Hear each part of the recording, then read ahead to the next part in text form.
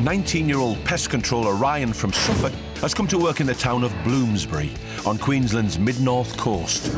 But not knowing what he'll be doing means Ryan has mixed feelings. I feel pretty pumped. I'm ready for it. I want to have a go. Go get a crack. But yeah, my heart's racing. Feel a bit scared. He should be, because back home in Bury St Edmunds, the animals Ryan deals with are a lot smaller and can't rip your limbs off. I think it's a bit of a size difference between a little mole in England to a big crocodile in Australia. I want to impress everyone there. I don't want people to think I'm a bit of a wimp. I'm going to hopefully the first one to dive in, the first one on the crocodile's back, wrestling it. Today, Ryan's helping out one of the wildest Aussies around. Rob Breddle, the barefoot bushman, has rung me up. He needs me to give him a hand today for their job. Rob has more than 50 years' experience working with crocs, so these days he's happy when fresh meat comes along. G'day. G'day. Hi, I'm Ryan. Oh, we put a B in front of your name, I can put you in a cage. Oh, yeah. So what's Brian? Don't worry. You'll meet him later on. Well, I've seen his stuff on YouTube, and he deals with some pretty big animals. This is Brian. These Aussies are mad, mental. I've noticed you're not wearing shoes, right? No shoes. Well, so if you're not doing it, I'm not doing it. So I quite fancy myself as a barefoot bushman junior. You'll be sorry. I'm sure I can hack it. OK, let's get going. Honestly, I have no idea what he's going to get me to do when he says he wants help with something. I have no idea. Before they get to work, Rob wants to show his new apprentice just what damage a croc can do. Often see documentaries, they see how hard a crocodile can bite. Yeah. They bring in a little ring and they say, bite as hard as you can. But does he really? This gives you an idea of how dangerous they can be and how hard they can bite. Just grab it either side and try and that bend between your fingers there. Give it best. Hard as you can. Go on, give it a go, go on. Well, that's not going to bend. That's really, really tough. Not only has he crushed it on itself that way, he's crushed it back on itself that way. He bit that and did that. Mm-hmm. Man, that's a serious animal, isn't it? Serious animal. 1.5 tons pressure per square inch, we reckon. That means that a saltwater crocodile can crush a cow's skull with just one bite. Big mouth. I'm not walking away from that one. Instant death. That's not going to happen to me, right? I can't guarantee nothing, mate. My stomach feels like I've got butterflies. I feel really, really scared. Death is quite a high factor here, so... Come on, Ryan. All right. Might as well meet the nephews, they're going to help us. Ryan's job is to collect croc eggs, which will be incubated to increase their chance of survival. But first, they need to remove an overprotective male from the nesting area. Keep about the distance of a croc away from where on the land, OK? Right, OK. So if he jumps out... He's not going to jump out. Right. We've got to lift him up and try and get a rope on him. Danny's going to poke around with that stick there. We've got to feel and try to find her. That's right. It should be on the bottom somewhere. Oh. It's all bumpy stuff. I guess like the tail or something, isn't it? Or his head. Feel something? Whoa! There you go. Bloody hell. Shit myself. See, that's the freshie there. A freshie is a freshwater crocodile. They average up to 3 metres, and with their razor-sharp teeth, they will attack when provoked. Got him. There it is, grab him. That's it, good. OK, give Ryan the rope, he can pull it out. You get a bit of it. Just take it back over that way, maybe, eh? Is that one there as well, bobbing up? No, that's just a stone. Ah! Hold it. Oh, you're letting go. Oh. No, Yeah, you lost it. got a rope burn. It's a schoolboy error by rookie Ryan. Done a bloody good job, then stuff it all up. It's all right. Find him again. Right. It's a lot harder than I thought it'd be. I thought you could literally just throw a rope in and like, fish it out. OK, we've got something here. Rope. After Ryan's slip-up, Rob puts life and limb on the line to catch this sneaky croc. This seems really, really dangerous. There you go. Yeah. OK. Go, pull. Yeah, you got it. Yeah, he wants to fight, doesn't he? That's caught my first crocodile. That's bloody crazy. Yeah, my heart is boom. With the croc out of the water, Ryan has to make sure they've definitely got the male. Roll him over. And the penis would be in the front. Be gentle. Put your finger right and you can feel a really hard thing in there, like a bone. Feel the penis. Yeah. Thing about as big as my finger. Back home when I'm with the lads now, I'm gonna be the most rugged, manly, outbacky one by far. But to even stop my fingers in a crocodile, they can't say that. With Ryan's cherry popped, the lads secure the croc away from the nest. That was awesome. Done well. So now, all Ryan has to do is collect the croc eggs for the farm's breeding programme. Well, he's coming in. If he gets there in one piece.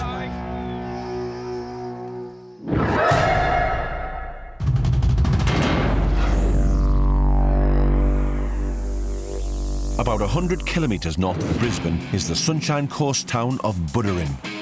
Here, London ratcatcher Jimmy is training to handle deadly snakes. Under strict supervision, of course.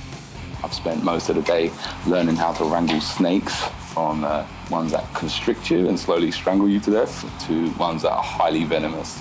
And I learned that 9 of the 10 most dangerous snakes in the world reside here in Australia, which is a scary and crazy statistic. They're very, very movement reactive. It's quite an adrenaline rush. Knowing it's venomous and knowing it can potentially do you harm certainly gets your heart going. Look at him, look at open jaws. Yeah, you can go for it. Use that hook, try and direct them a bit. Beautiful. I'm sure that we're going to get a chance to put our skills to test. If there's a snake in, say, the wild or in someone's toilet, we'll find out if we can actually wrangle snakes or die.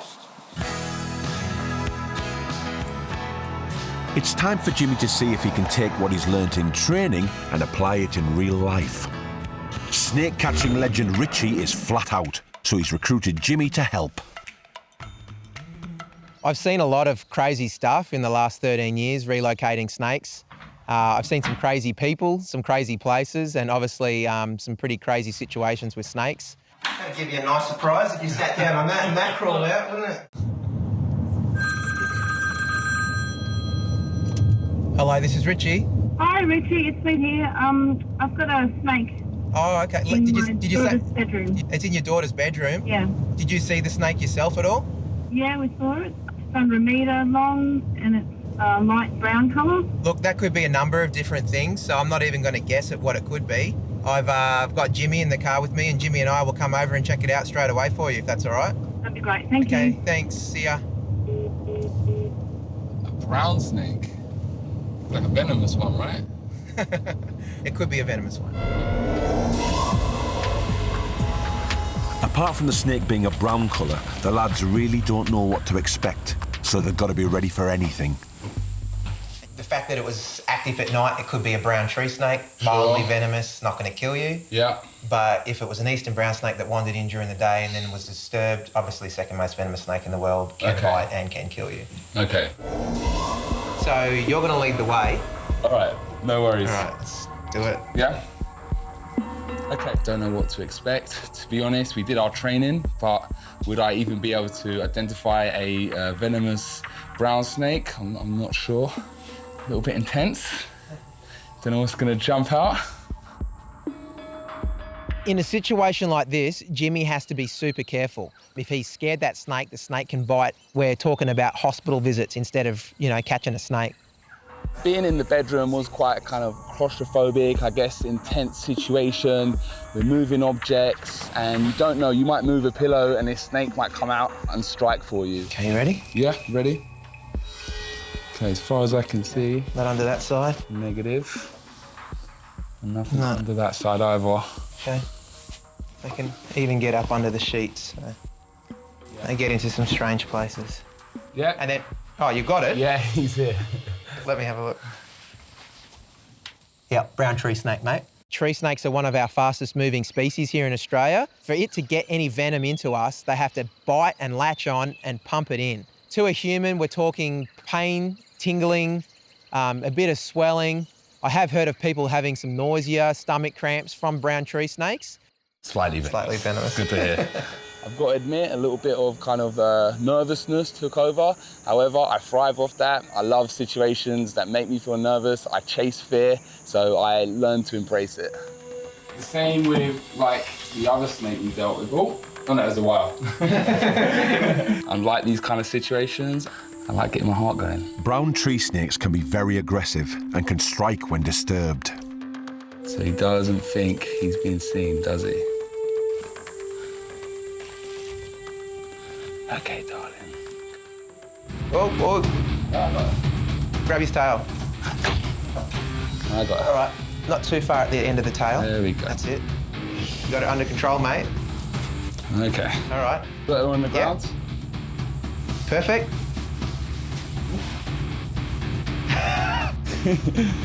There we go. Yeah. Well, crikey, this is my first venomous snake. I think I'm ready for my second one, and bring on a few constrictors or a few more venomous snakes, and I'll be ready to go. All right, let's get out of here. Another job to go to. Sweet.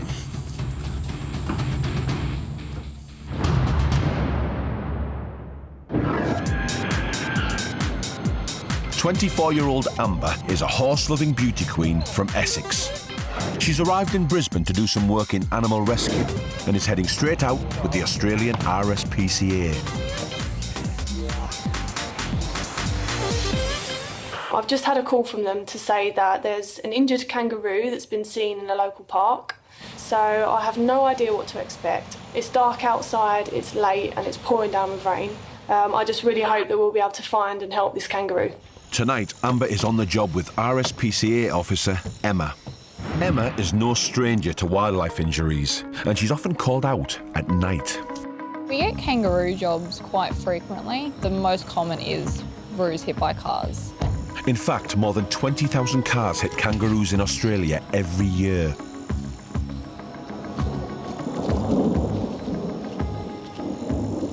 Might be him. Where? There. So if you look between those two trees and you see like there's a little shrub between them, and then right behind you see his eyes shining. I can see his eyes now. Yeah. You see how his tail, it's just got that little funny bend to Yeah, it? it's like bent in half. Yeah, exactly. So that's not ideal. We want like a nice little smooth slope to it. Poor little kangaroo. What I can do is I can call our wildlife vets back at the shelter, and they can let us know whether we need to do anything with him or if he's happy to just let him live his life out. Okay.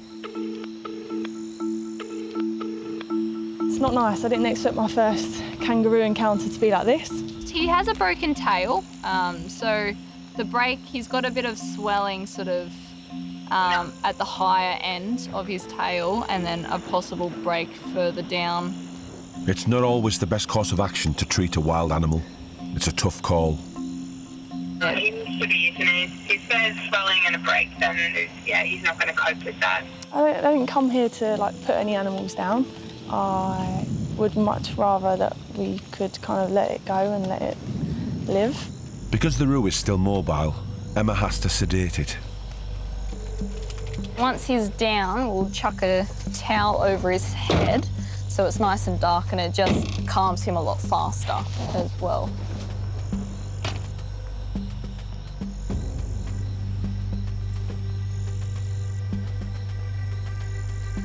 Poor little kangaroo. Yeah. She's only a young one. She's gone. So now we'll check the pouch. See if she's got any little ones in there. Yeah. Yes. So she's got a little pinky there. Oh, it's tiny. Yeah. So what we'll do is we'll need to cut the teat off because the mouth is connected to the teat. And then we will have to transport this little one back to the shelter. I really, really want to be able to save this Joey, because I would hate to think that we've had to put down this kangaroo and it be a double whammy and it have to be its Joey as well. That would be awful. So I really do hope that we can save the little baby. We have a little pinky Eastern Grey. Oh, you're very small. Yeah. This guy, and I can see that it's a boy, is very tiny. He's basically fetal stage, so he would have only been born probably a couple of days ago. Developmentally, he's far too small to try to hand raise, so unfortunately we're going to have to euthanize him. The harsh reality of wildlife living cheek by jowl with humans in Australia is a shock for new girl Amber. This is like the most bizarre night of my whole life, in a random park, in the dark, pouring down with rain. And I've walked away with this little Joey alive in my pouch, and then now he's having to be put to sleep as well, so it's just insane.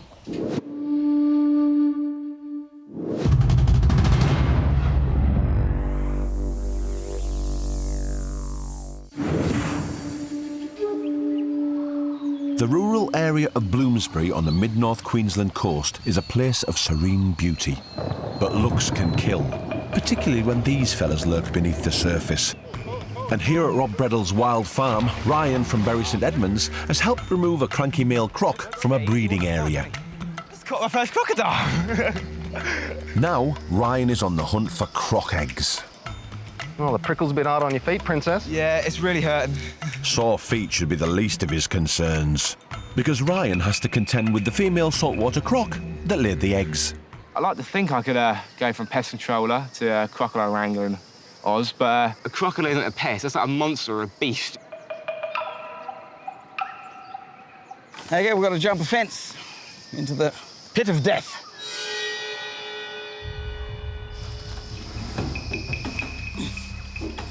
Now, the idea is we're going to keep this between us and the crocodile, OK? This? You can see it's been chewed a bit. When Rob showed me this shield to protect us against this crocodile, I thought he was having a laugh at me. Earlier, he showed me this piece of metal that a crocodile pretty much tore in half. I was like, I thought it was a ridiculous idea. So it's your and Zab's job to keep me safe. Come on, let's go. Get on this end here. I feel really, really scared. Here she comes, right? Put it down in front of yourself. Come on, quick. Hold it down. Just hold it down, that's it. OK, you can move it forward again. Come forwards, we'll come up the side. Right. Spin right around, Just Ryan. stay still there for a second. Just slowly slip it along, slip it along. Come in a little bit from the end. Oh, watch your toe. Yeah. Oh, my brain shut down. Panic stations, really. Just fearing, like, possibly potential death. Now, what we do is just stick this between us and her. Whoa! Surely, if she wants, she should go straight through this, couldn't she? Oh, she can poke her nose through here, so that's got to be careful with your feet. But I saw that a section of fence where it just torn to bits, like... Yeah, she's probably a good 150-odd kilos. She grabs this panel, we won't hold it. If worst comes to worst, where do I run? Just follow us. On the panel, stay behind us. Right, OK, right. All right. Whoa! Just slip it behind that tree, be a good idea. Come in a little bit more. Keep it to the ground. That's it, that's good. All right, stay there. She's mental. I reckon that'll be good enough. Rightio, you come up here. Yeah. When you get here, just hold one hand out there so she doesn't bend that panel back. Right. Can't I get my toes in? Yeah, now just hold down, don't move around too much, because you'll attract her attention. Mate, my toes are like 4 inches away from this mouth, and I don't have much confidence in this fence. I reckon it's 2 inches. 2 inches? It's even worse. They told me to stick my toes through the fence right by its mouth. I thought it seems pretty silly, because all you got to do is turn around, take a snap, and I lost 3 or 4 toes. So I thought that was a ridiculous idea. You look in here, you can see eggs. For these eggs to be part of the farm's vital breeding programme, Rob needs to handle them with care. I've got to mark them so they've got to be the right way up. If you turn them over, they'll die. Oh, will they? Yeah. Oh. The embryo breathes through the shell, and you roll it over, it drowns in the egg. Oh, shit. So you got to keep it the same way up. Yeah, I reckon he's had enough of us, so we'll go. We're just going to slip the back fence back that way and just move off. All right, we'll go. slide him back. See? Whoa. Pull him back. Right, good. Doing well, Right, now doing get well. up. What sort of run? Come on. No, you don't have to run. Her focus is on the nest. Once we go away, she'll generally stay with the nest. You are right about my feet now. They really, really hurt. Should have washed shoes. Ryan's barefoot days aren't over yet. The male croc he sexed earlier has to go back in the water. And to do that, Rob plays decoy with the biggest croc on the farm, Brian. Whoa. There he was. That's where we've got to go through. Come on, come on, come on, come on. Let's go. You right? Yeah, man, you? Yeah, I'm right. Good, good. Come on, come on. With Brian distracted, Ryan's croc checks out his new home.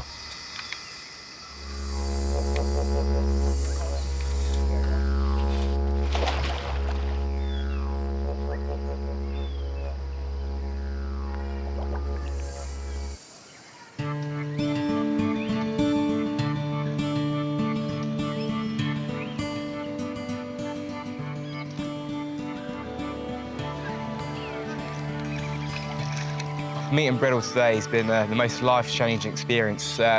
It's been, yeah, the best day of my life so far, I think. Hello, mate. So I think I'm so lucky being here. Yeah. Wrestle crocodiles today, which no one does at all. And at the end of the day, just chilling out, feeding a bloody emu. I must be the most Aussie Brit ever.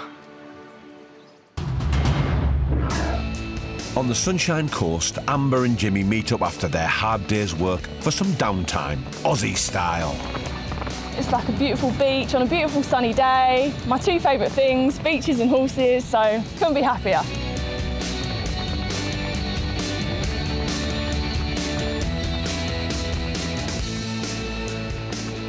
If this is being a typical Australian, get me a passport.